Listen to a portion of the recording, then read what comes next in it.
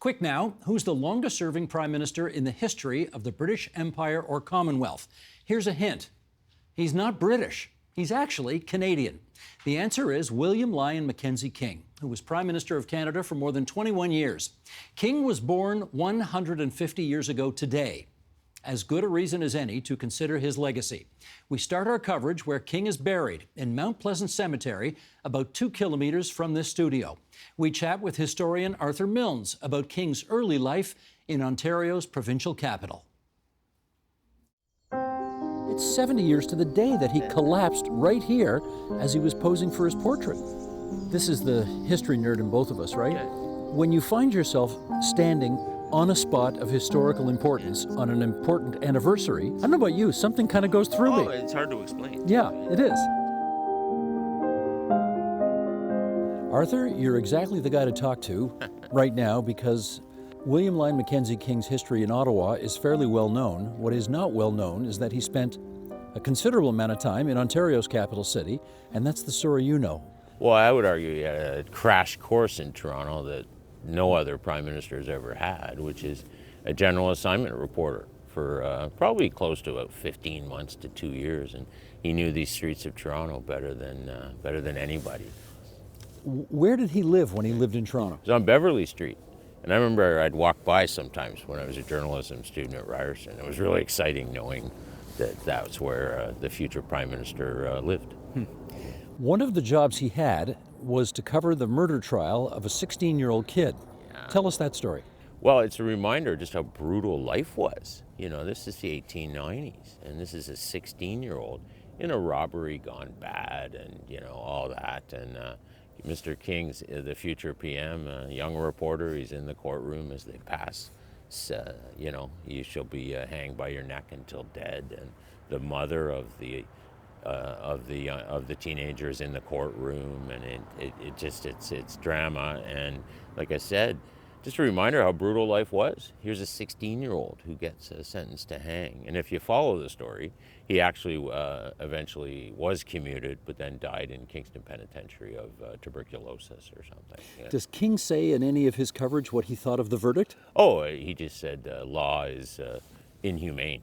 And I don't want any career, because remember, he had graduated law school, and no, he didn't want a career in law. He just thought it was brutality at the worst. Do we know, or do we have a sense about whether he was a good investigative journalist? He was excellent. He blew apart, revealed to the public the abuses in what was called the sweating system of labor, peace labor, where these workers, mostly women, mostly immigrant, were paid a pittance for pieces of, in this case, uniforms they were making that King revealed it was for the National Post Office. And pretty gutsy young guy. He used a connection of his father, knew the Postmaster General a little bit, and off King went and told the minister, look, you know, these innocent workers are being abused by your government. You got to do something about it. So probably to shut him up. But basically, the Postmaster General hired him on the spot to write a report to the federal government on it. And the report came out. They printed 10,000 copies of it, and they had to do another printing. Unions were giving them out. They were public subscriptions through newspapers. You could buy it and pick it up. And in many ways, that begins his rise to politics, you know. The Albany Club is known as a place in downtown Toronto where a lot of conservatives hang out. Yeah. And there was apparently a member of the club who was lost to suicide, and Mr. King covered that story. What happened? The poor guy, despondent, jumped off a bridge and died. And back then, you covered suicides extensively. There's other cases. There's another time he covered a suicide on Toronto Island, where, you know, think of today, was a young student who they increased tuition fees, and he couldn't afford them, and the poor young guy killed himself. It was a terrible case of a young man and a 14-year-old or so in a meat packing plant in Toronto who that's where they threw the pigs in to, you know, do whatever they do in a meat packing plant, and a pig knocked him and into the vat. The boiling vat went the kid, and the poor kid lived. And Mackenzie King went to the hospital and interviewed this kid while he was dying. in his hospital bed. So it's just, I keep using the same phrase, but life was hard and brutal during that period. And Mackenzie King, this young, idealistic reporter, in many ways, he saw it all. Anybody who thinks that gun crime and drugs are a new phenomenon in the streets of Toronto, go read Mr. King's journalism back then. Well, one thing I don't know that we've experienced in downtown Toronto that they did back in Mr. King's day was a rampaging bull through the streets of the city. I'm so glad you asked me about that, because it's my favorite of all the stories that he wrote. And then a bull, they're going on there on Wellington Street, and the bull breaks free, goes mad, and he starts running up the street goring people. And King chases after, and the bull goes into backyards in Rosedale and starts goring kids. And it's horrible, but it makes for great reading. And to King's, the credit of his editors, they let him go along. Writing that was very sensational. You obviously, as a historian, are fascinated with this guy's story. How did that start? Yeah.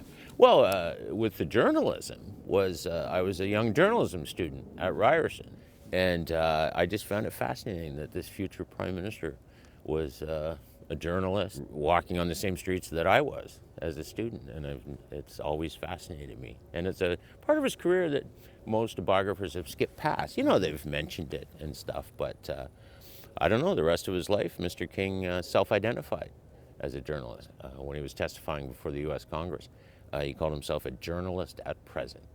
And later in life, as Prime Minister, towards the end of his time, the Parliamentary Press Gallery awarded him life membership. And he turned to that trusty diary of his and wrote that he felt he had no greater honor than to be honored by reporters. So, boy, have things changed. Yeah, just a bit. Let me ask you one final question, and that is, knowing you as I do, and knowing that you care a lot about the historical figures of our country, you're standing at Mackenzie King's gravesite, 150 years almost to the day that he was born. What's in your head right now? Just how important these 22 men and one woman have been to our development as a nation, and how little we honor them. In fact, today we tear them down. And this man was 22 years, almost 22 years. He's the longest serving prime minister in the British Empire. Exactly. It's a History. remarkable record. And just how I wish there were school kids here learning about Mr. King and other prime ministers, good and bad. I remember I brought my now wife here on a date to Mr. King's grave, and she still married me. So, You took your wife on a date I did. to this spot. Well, we started in St. Mary's, Ontario, where we paid our respects to Mackenzie King's great rival and fellow U of T grad, Arthur Meehan. And then I brought her here, and it was romantic. She married me. She married you anyway. So thanks, Allison. And thank you, Mr. King, for playing a part in that.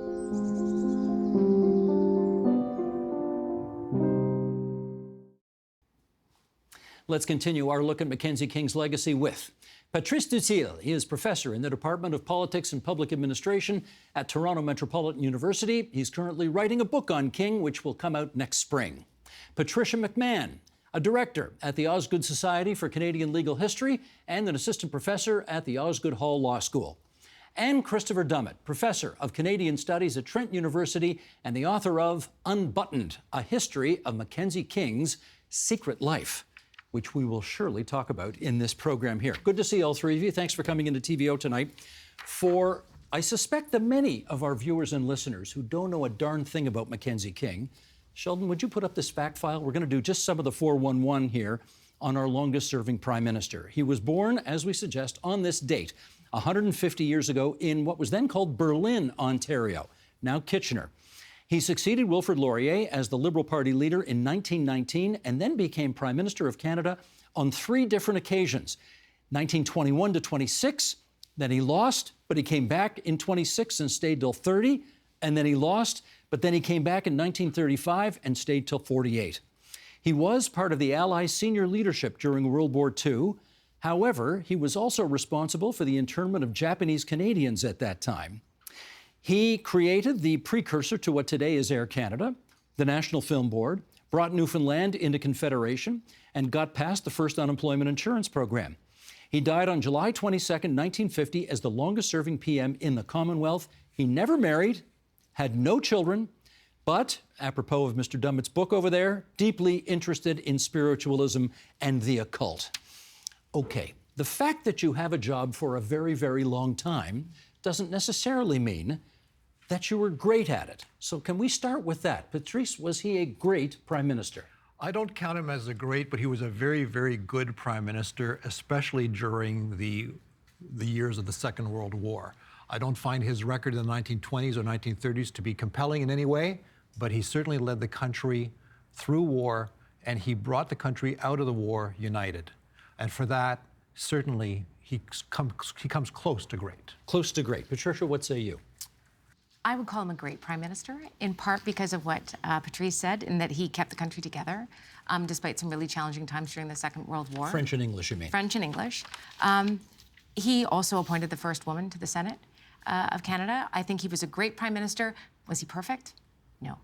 No one is. Christopher. Despite my wish to say he wasn't great, because I really want to say he's not, I think he is. I think politics is the art of the possible, and the greatest act you can do as a prime minister is to keep your party in power. And despite, you have to, in order to do any things that your supporters want to do, you have to be in power to do it. And he did that better than anyone else. There would be not very many people watching this program right now who ever saw or heard him speak live. So let's do that. Let's go into the archives of TVO, and here is William Lyon Mackenzie King in 1944. Sheldon, roll it if you would. I bring to all who are here the heartfelt greetings, good wishes of the people of Canada. We are solidly behind this great fight for freedom. We will be in this fight to the finish. We're looking forward with the deepest interest, as those of us, my little party, to sharing in the coming conference of premiers of the Commonwealth, meeting the Prime Minister of Britain again and his colleagues, and we're spending a short time in this island. I bring to you again, may I say, the heartfelt, warmest greetings of the Canadian people. I think you're all anticipating my next question. Patricia, today the kids call it Riz. How did he do on the charisma/strong speaking style scale?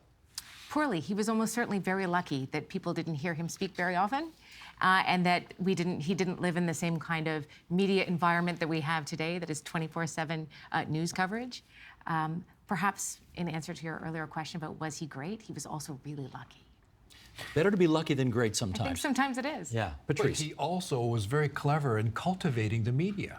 I mean, he made a point of, he saw himself as a journalist, but he cultivated the media through the 20s and 30s. He always made sure that he was accessible, that the journalists understood his point of view, and that earned him a great deal of Riz. I mean, I think that they made an effort to portray him as fairly and as positively as possible, and that certainly contributed to his longevity. He had the style, one of his biographers said, he had the style of a Victorian banker, right? But I think in fairness, that's kind of what a lot of Canadians wanted. That we lost that sense of the stiff back. He was born in 1874. He was born in the Victorian era. He lived for his whole childhood in the Victorian era. I think we forget how long those values lived into the 20th century. And King, although, by the time he dies in 1950, the kids have gone elsewhere, but there were still a lot of people who respected that, even though it looks kind of bizarre today. To the extent that we learn anything about King in high school, it tends to be the King-Byng affair. We know who the king was in the King-Byng affair. Byng was the Governor General of the day. And Patrice, I'll ask you to get us started here. This is back in the 1920s. It is probably to date still the biggest constitutional crisis in the history of our country. Yes. What happened? In 1925, Mackenzie King the Liberal Party was elected to a minority, and he stood in Parliament. It lasted for a few weeks. He was defeated in 1925. He was defeated. The party suffered a non-confidence vote, and he thought it was time to go for a new election. Even though we just had one. Even though we just had one. And Byng, the Governor General, said, well, wait a minute, no, there are other rules here, there are other precedents, and I should go to the Conservative Party, Arthur Meehan, to see if Mr. Meehan would be able to form a government. And of course, Meehan said, yes, I'll try. And through the summer of 1926, he tries to put together a government, and Arthur Meehan, being Arthur Meehan, talk about being lucky. Arthur Meehan being Arthur Meehan, he failed miserably, and King said, I told you so, and Byng at that point called for, dissolved the House and called for an election. So the big problem was that Byng wouldn't give King the election he sought right away, but which he eventually got, and that was considered a constitutional crisis of the day. But let's ask the question all these years later. Was King justified in asking for a new election so soon on the heels of the previous one? Well, I mean, the word you're looking for is no. No, because Mackenzie King actually didn't even have the most number of seats in the House. He managed to govern with a coalition. But in fact, Mackenzie King was not right. The government shouldn't have been dissolved. But he was very, very shrewd in how he used it to his political advantage. And then he campaigned on it, right? He campaigned on it, and he campaigned on it the importance of independence from Great Britain, not having the interference of the British. He actually claimed that the British were interfering in the Canadian election, and then he won a majority. That was pretty smart politics. It was underhanded, let's be clear. Yeah. So you make it sound so nice that he just watched and stepped in. He worked assiduously to undermine the Meehan government. That was the last time. There used to be this policy whereby ministers had to go and get re-elected. If they want to be in a government, you have to get re-elected. That's the last time that happened. So while Meehan's ministers are away trying to get re-elected, there's no one in the House. King has just left the government up in the air. He didn't do the responsible thing, which is finish the bits of the House. And then, so with the ministers gone, with Mackenzie King having abandoned the job, Meehan thinks I've got to finish this up, and then the Meehan government falls, and Mackenzie King says, oh well, let's pick things up. It was a brilliantly strategic move, but it was decidedly underhanded. And to show you what a hard edge Mackenzie King could have, he apparently had the Governor General's entrance to the East Bloc bricked up afterwards, so that no Governor General could ever walk into the East Bloc with impunity. So that's the King-Byng affair, everybody. Now, you mentioned he appointed the first female senator. He did. Don't know that he actually loved or wanted to do that right away, because he was involved in something called the Persons case. That was a big deal. What's the story? So when Mackenzie King was approached about appointing a woman to the Senate, it was Emily Murphy, who had been campaigning for a position in the Senate for years. She'd gone through 3 prime ministers, and none of them would appoint her. And the Department of Justice even had an opinion written that said there had to be a constitutional amendment before women could be appointed. And so Mackenzie King met with Emily Murphy and managed to persuade her that maybe they should challenge this in court. And so that is the origins of the Persons case. There's a reference to the Supreme Court of Canada about whether women are considered to be qualified people for the purposes of appointment to the Senate. And he didn't necessarily want women around. Some women were fine.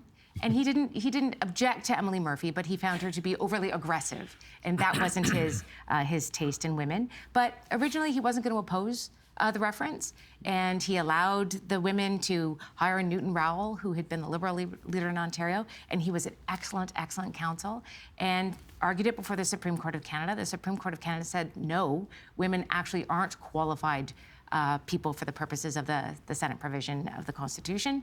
It was then appealed to the Judicial Committee of the Privy Council. In the United Kingdom? In the United Kingdom, which was at the time the highest court in the land. And it was only because there had been a snap change of government and a new Lord Chancellor who was quite progressive and very sympathetic, and said that women could be appointed to the Senate. That women, in fact, were persons. That they were qualified persons. They were, in fact, persons, but that they were qualified persons for the purposes of appointment to the Senate. And they are immortalized on Parliament Hill. Sheldon, show the picture if you would. There they are, the famous 5. Now you can go to Parliament Hill right now, see those sculptures, and learn all about this situation. And it was Mackenzie King who therefore put the first woman in the Senate. All right, let's move on to the 1930s here. He famously, Patrice, come in on this. He famously goes to Germany and has a meeting with Hitler in Germany 2 years before World War II started. And he comes home to say, I'm deeply impressed with Hitler. Essentially, I think we can do business with him. Boy, did he get that one wrong. How did he screw that up so bad? It's become a controversial story. I tend to see this with a little bit a bit more kindness. Mackenzie King was not planning to go to Berlin. He was in London. He was invited. He was curious. From the very beginning, Mackenzie King is deeply worried about Hitler. In 1933, when Hitler comes to power, he has a meeting with R.B. Bennett, the Prime Minister, to talk about this. He writes in his diary, we'll talk about the diary, I hope, but he confides to his diary, this is worrisome. Mackenzie King is of the generation that went through the First World War. Canada lost, 60,000 people, 60,000 men mostly. Another 6,000 or 7,000 badly injured who'll die from their injuries.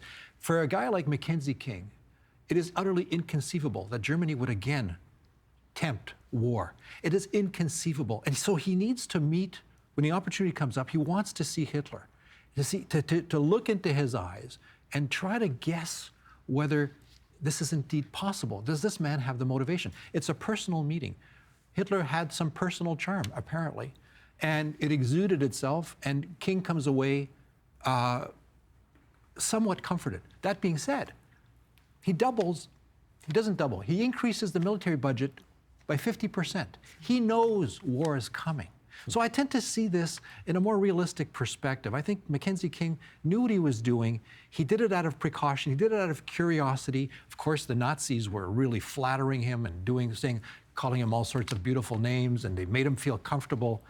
I don't think King was at all misled. He's trying to put, he's trying to put a nice spin on it, trying to reassure himself in his diary that no, war is not happening, this is not possible. But there's the other side of him, the realistic side of him that says, yeah, war is coming, and that's why I'm increasing the military budget yet again. And Christopher, when war does come, September 1st, 1939, when Germany invades Poland, it used to be that whenever Britain declared war on somebody, we were in whether we liked it or not.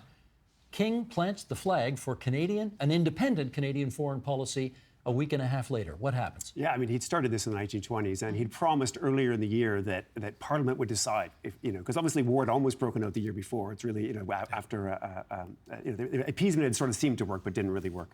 And he decides that Canada's going to decide, so it's not until the 7th of September, Parliament meets, and Parliament's going to decide to do this. And a couple of days later, they officially declare war.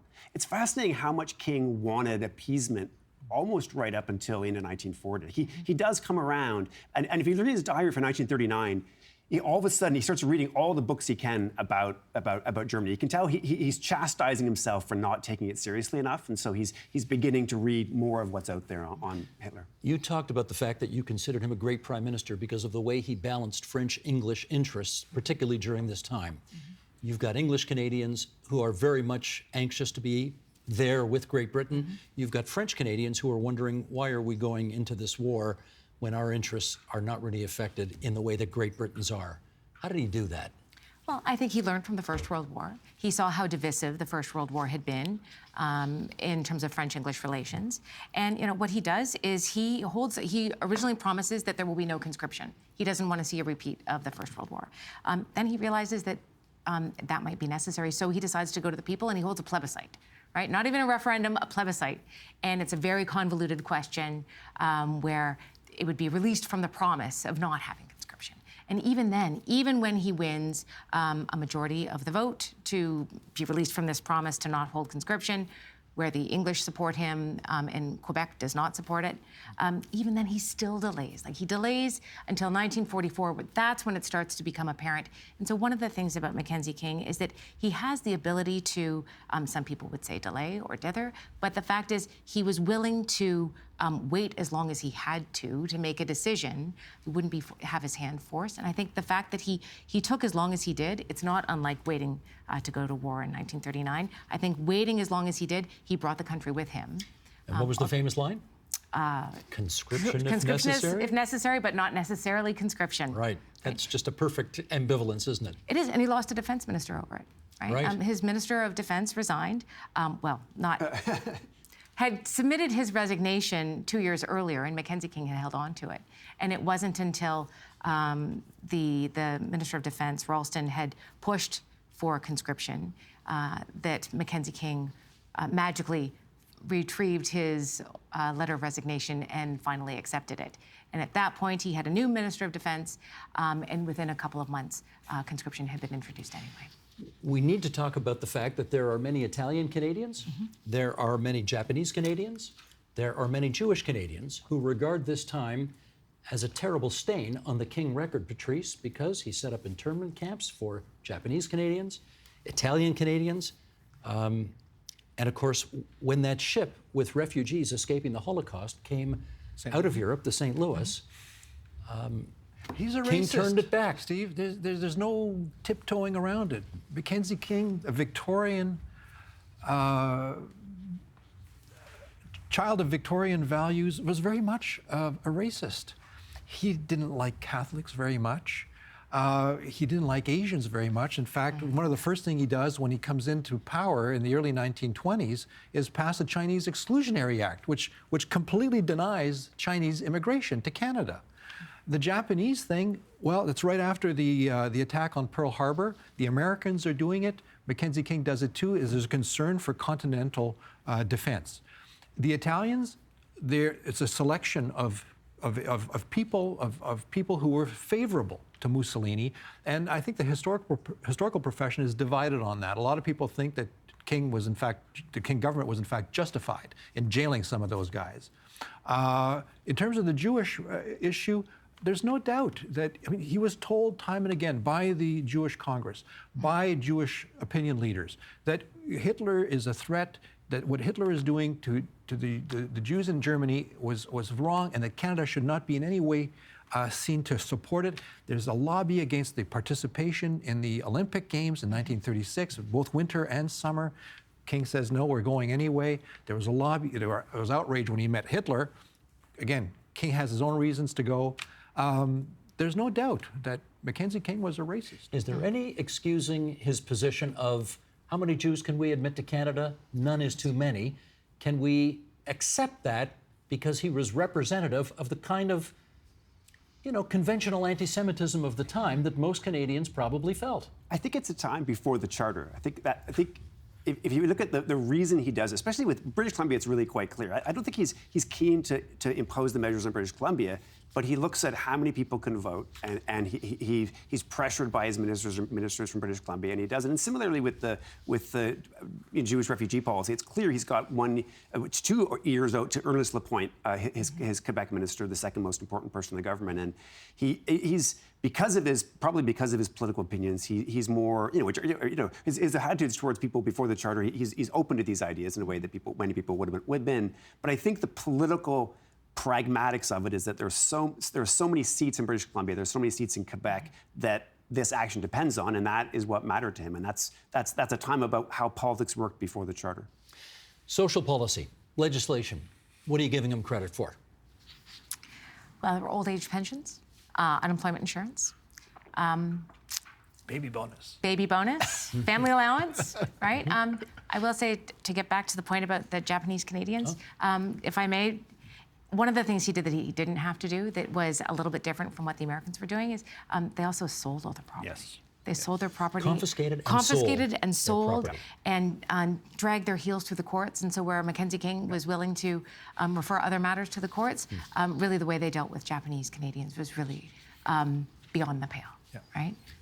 You cut him a bit of a pass because he had a good record on social policy legislation?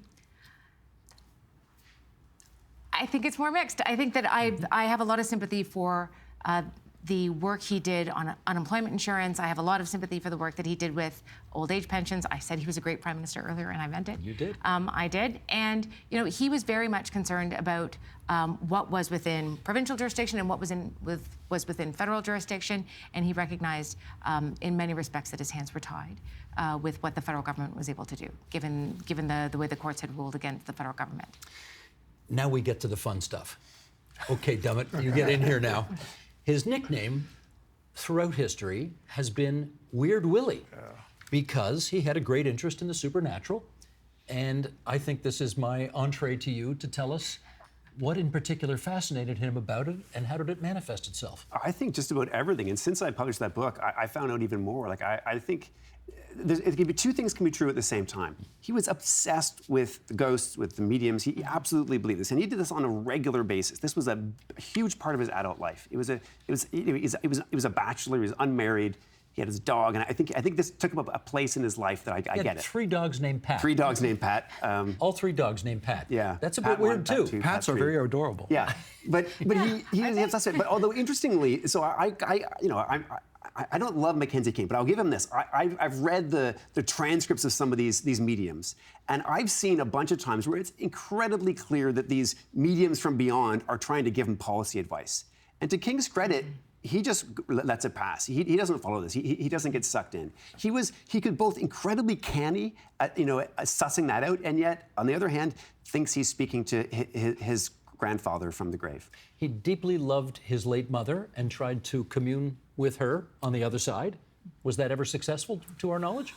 Yeah, I think so. Oh, yeah, of course. Yeah, there were so many people spoke to Mackenzie King. It's kind of amazing that they all lined up. In fact, one time he was in London after the war, and I'm trying to think, was it Roosevelt showed up in the morning and the afternoon session with different mediums? Somehow the Roosevelt in the afternoon didn't remember that he'd spoken to him in the morning, though. What do you make of all this? It was his comfort, Steve. I mean, the more I read the diaries, they're available, they're online. And every now and then I'll dip in because I'm looking for some particular insight. And, he talks in his diaries about his encounters. And the way I read it, it's a comfort to him. He's looking for validation. It's lonely at the top. He's living alone. He really wanted to get married, but he never found the woman of his life. There are a few adventures here and there, but never more than a firm handshake. He's alone.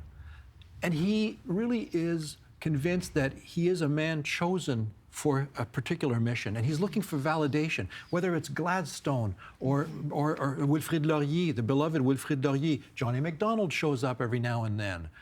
His grandfather, William Lyon Mackenzie, his mother regularly giving him again that comfort that he needs. Yes, my boy, you're doing the right thing. You're doing the right thing. Hang on, things will be better. And he does this for the rest of his life. There's going to be an encounter just a few days before his death.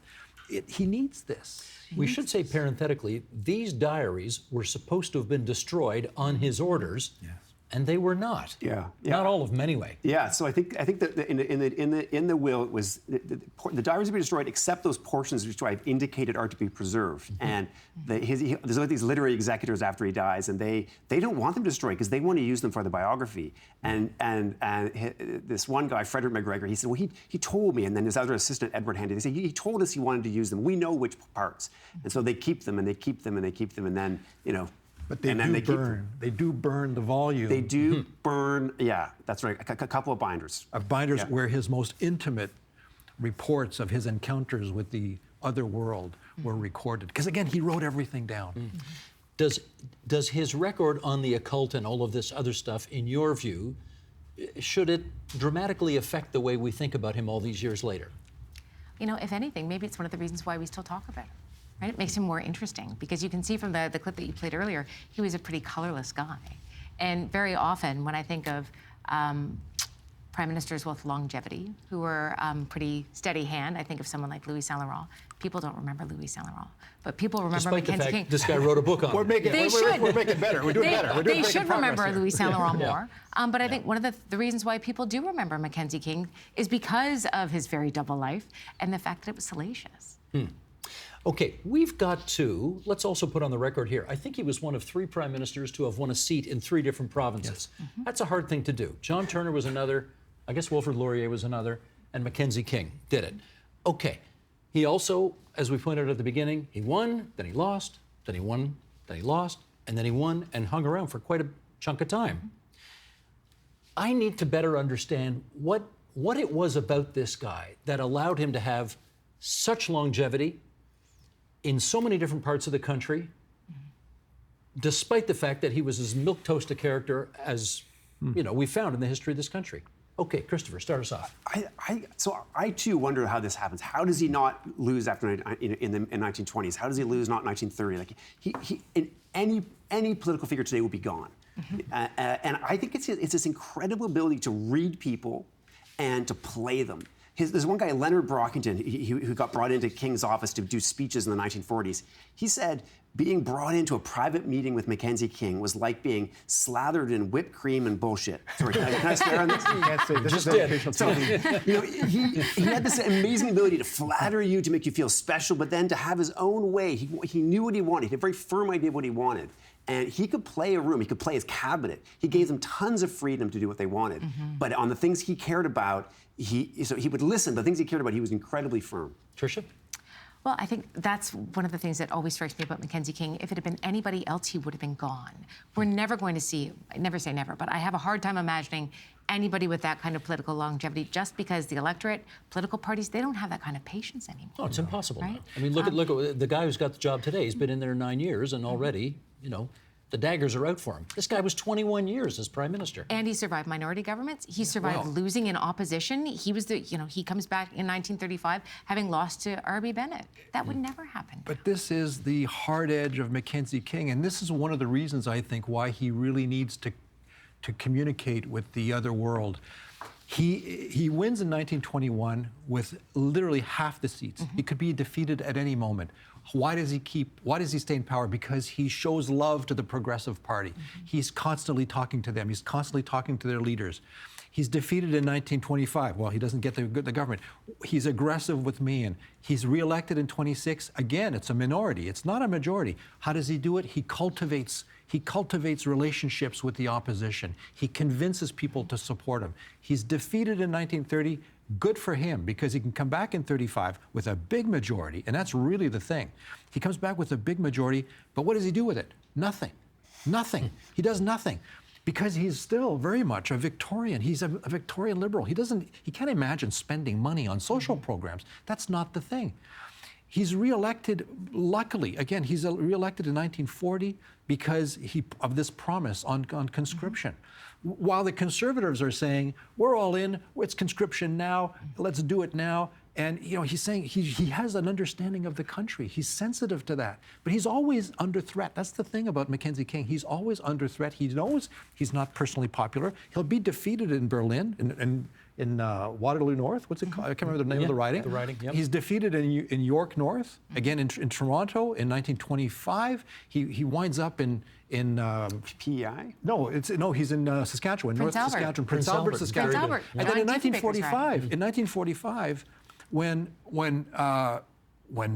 Churchill is defeated, Churchill, who was born just 2 weeks before King, when Churchill is defeated, Mackenzie King also loses his seat in Prince Albert, but he wins government. And again, he wins government by a very narrow margin. He needs to rely on those independent liberals to support him. So he's doing that because he's a really fine political calculator. We got a few minutes to go here, and you're all historians, and I want to talk about his place in history. And to do that, Sheldon, what camera do you want me to show this to? This, ladies and gentlemen, is a $50 bill, and that's William Lyon Mackenzie King on the $50 bill. Okay, that's it. A nice close-up shot, please.